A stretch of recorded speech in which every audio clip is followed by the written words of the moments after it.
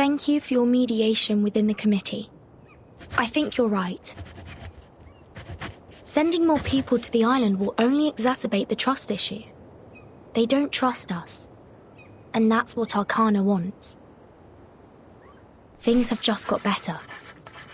And we can't let anything else upset this delicate balance. I think...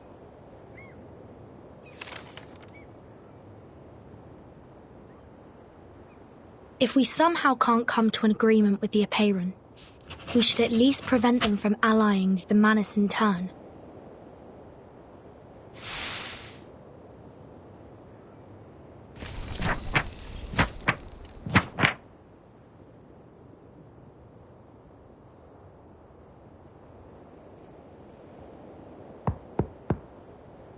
Come in, please.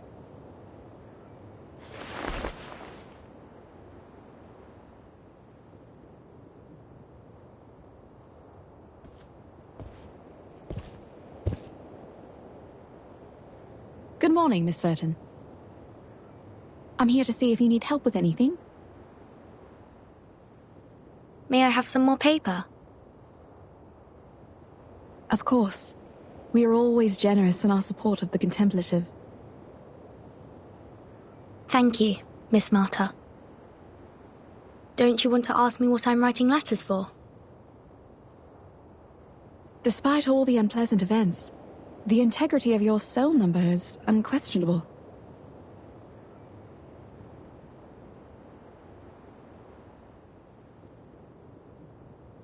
The Foundation is negotiating with the outside world. They are trying to resolve this unfounded territorial dispute peacefully. We've yet to reveal the coordinates of the island, and don't want to exacerbate the conflict. Could you convey our sincere intentions?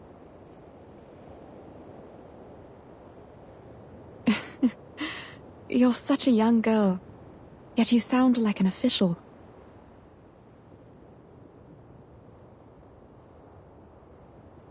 But I'm just a practitioner without a number, a roamer of turbulent times. I haven't been on this island much longer than you. I will send your message, but I'm not the one who makes the decisions. It's just, from what I know about the teachings of Apeiron, what you're striving for is not of their concern, Miss Verton. I don't understand. All that is trivial in the phenomenal world is the trivialist of trivialities.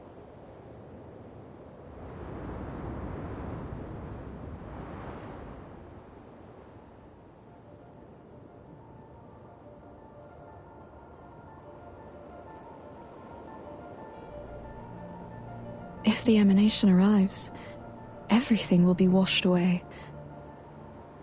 Wars, disputes. Their number one priority is how to find salvation, once and for all.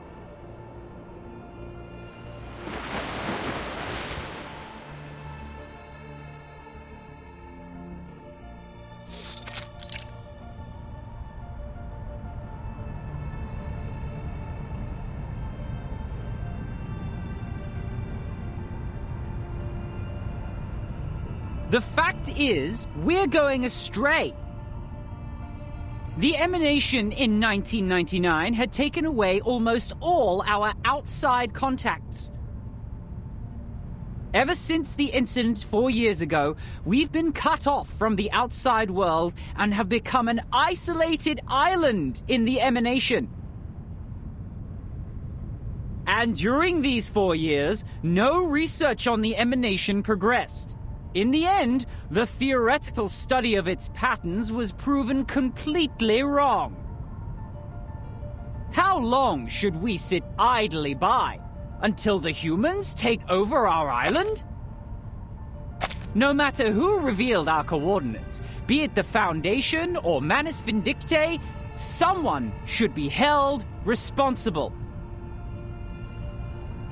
37 is the one in charge of studying the emanation. Save your questions until after she wakes up. 6 is treating her now. Also, talking about the decisions made 4 years ago is meaningless now. What's more, the Foundation is not hostile. They helped us minimize the damage from the reveal. Manus Vindictae has also given us constant material support since that difficult time 4 years ago. 37. She's just a child. Can't even handle her own business. Ever since she brought outsiders to the sacred place, everything has changed. You know you're judging a child in a coma? Even if 37 did something wrong, she's certainly paying for it.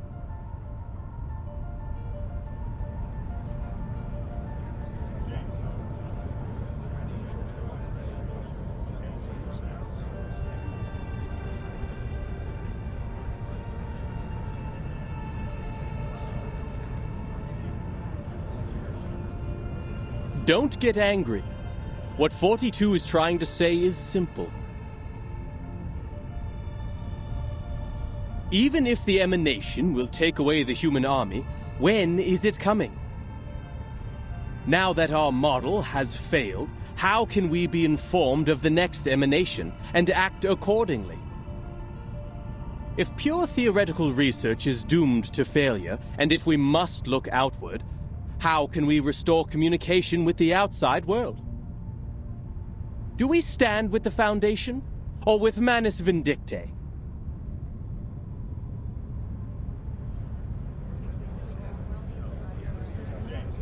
210. Your words are provocation. Are you saying that we should stop being neutral and get involved in the endless faction disputes? This is against what Apiron stands for. I can't agree either. The truth is supposed to keep us off the Wheel of Birth, not on it. I was just interpreting what 42 had in mind. Moreover, we're already caught in the Wheel of Birth. Human weapons were undeniably dropped on our island before. The tragedies it caused and the thirst for justice will only keep us trapped in this cycle. But what caused this cycle to begin with? Brothers and sisters, you are blinded by the shrapnels of that conflict, and you're missing the essence. Listen to me and I will tell you. Cut to the chase, 210. It seems you're the one blinded by your own rhetorics. Who can get me the stone clock on Six's seat? I'll clobber him myself.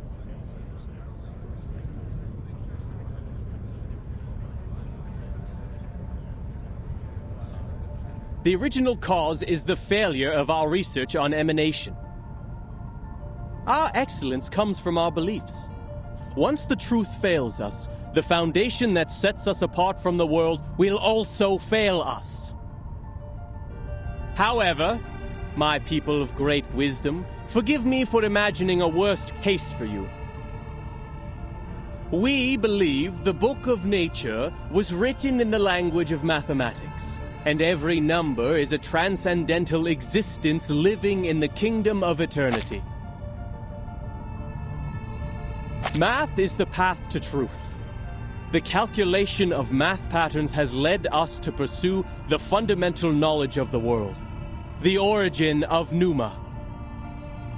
But what if the supreme existence has no pattern at all? What if the ebb and tide of Pneuma is chaotic and irrational?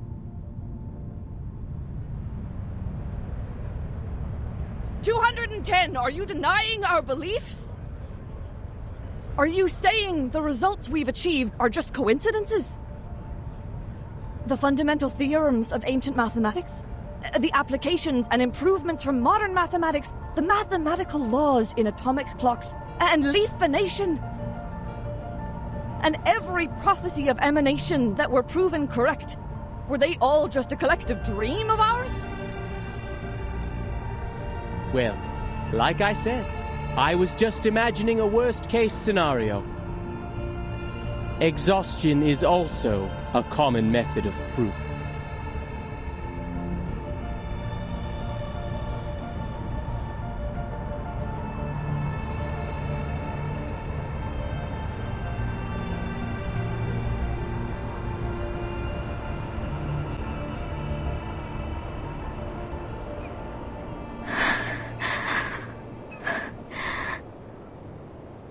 Please help us, O Apiron.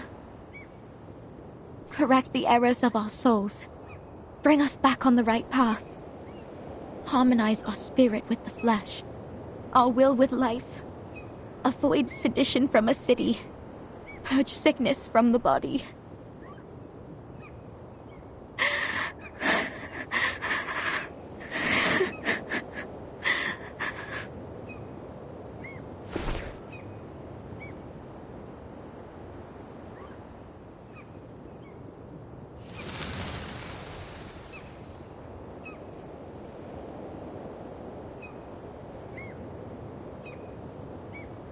They don't look like seagulls.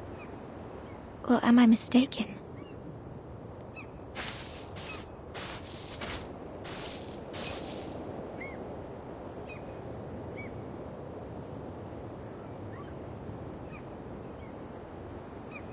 Are these all from the outside world? What's happening out there?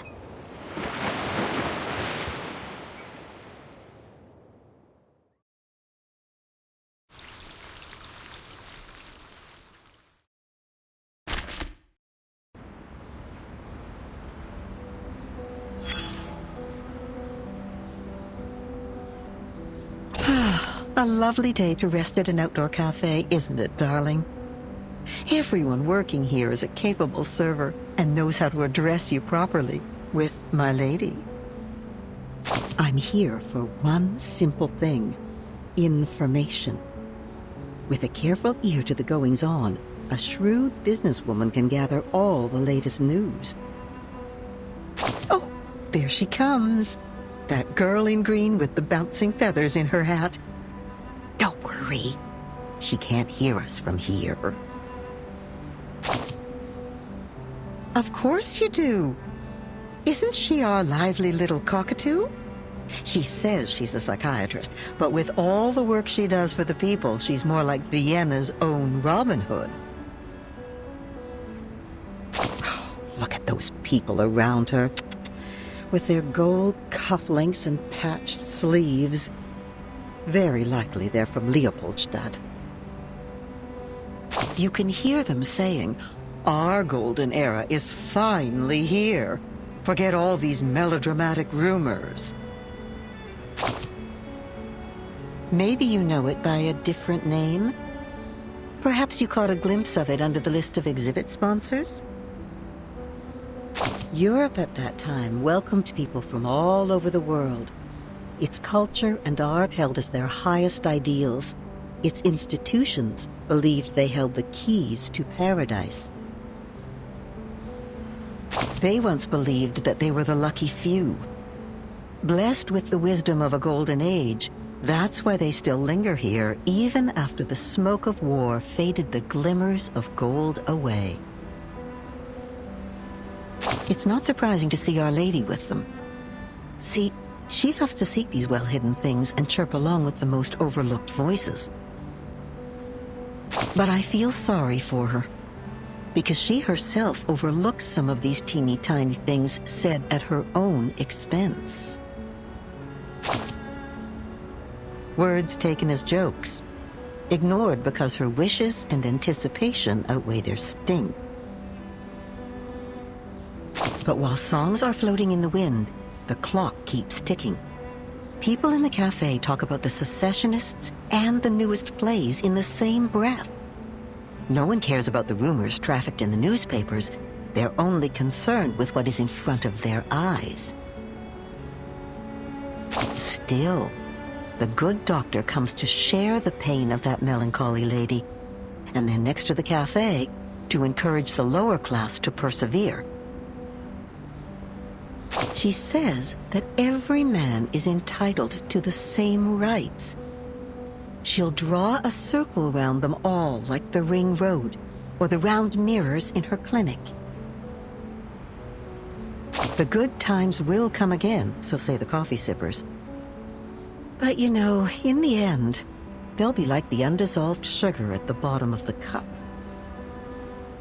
My dear, your coffee is getting cold.